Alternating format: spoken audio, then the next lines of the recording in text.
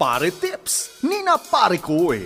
Mga praktikal na aral para sa lalaking gaya mo. Kasama sina Jerry at Benji. Pare Koy. Magandang araw mga Marikoy at Parikoy! Kumusta na kayo? Abay, ilang araw na lang at Pasko na, Parikoy Benji! Okay na bang mga dekorasyon nyo sa bahay? Hindi ba't mas nadaragdagan ang ganda ng Christmas decors kapag may Christmas lights? Yeah, tama! Nako! Paano na lang, Parikoy? Kung ngayon mo lang na-discover na yung ilang bombilya ng inyong Christmas light, Ano ba yun? Sige. ay bumigay na dahil nakailang Pasko na itong nagserbisyo Ay. sa inyong bahay tuwing araw ng Pasko. Kakainis yan, ha? Itapon mo na ba agad ang iyong 1,000 lights dahil lang may isang sira o pundidong ilaw? Parikoy at Marikoy, bago nyo i-shoot sa basurahan yan, bakit hindi mo muna remedyuhan?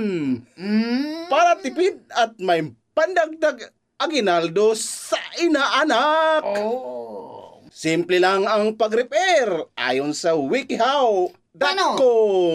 Una, alisin ang bawat pundidong Christmas light bulbs.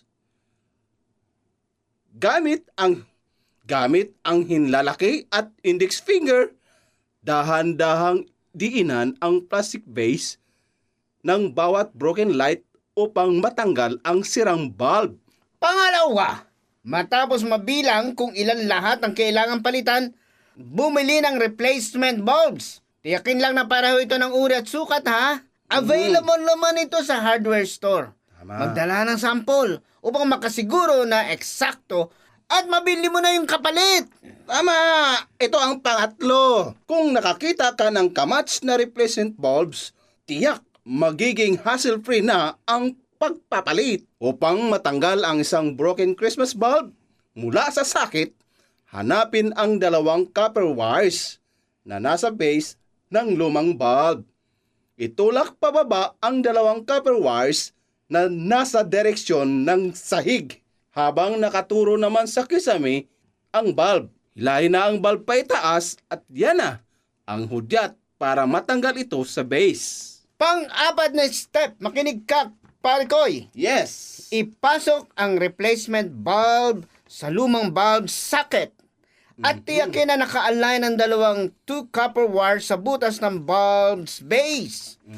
Kapag nasa iisang direksyon na ang lahat ng wires at ang dulo ng bulb, ipasok na ang bagong new bulb at wire sa empty light socket. At pang-limang step, subukan mo na ang iyong obra. Panoorin mo na ang pagningning muli ng iyong Christmas lights. Paalala na lang, laging tandaan na maging maingat sa paghawak sa cords at wires upang makaiwas sa electric shock. Samantala, madalas na ang dahilan ng damage ng Christmas lights ay ang maling pagtatago nito. Mayroon kaming 2 suggestions para sa tamang storage. Okay, ano ba yun? Una ay ang wrapping paper method gamit ang empty tissue or paper towel roll. Gupitan ang bahagya ng bawat bulb ng tube para doon maipit ang kada dulo ng kabuuan ng Christmas lights. Kapag naipit-ipit na ang unang dulo, ikidkid na ito sa tube at iipit na ang kabilang dulo sa slit ng tube. Yun! Ang ikalawang method para sa storage ay ang plastic bag method, kung saan pwedeng isilid individually sa plastic ang Christmas lights. Kapag naka-plastic na ang lahat, ipasok naman ito sa kahon.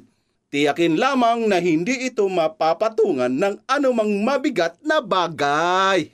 Pero alam ninyo ba mga Marikoy at Parikoy na hanggang 90 days lang pala sana ang mga Christmas lights para makatiyak na ligtas itong gamitin. Pero kung satisfied ka sa performance ng iyong mga pailaw, itago mo ang kahon nito para next time, ito ulit ang brand na hahanapin mo.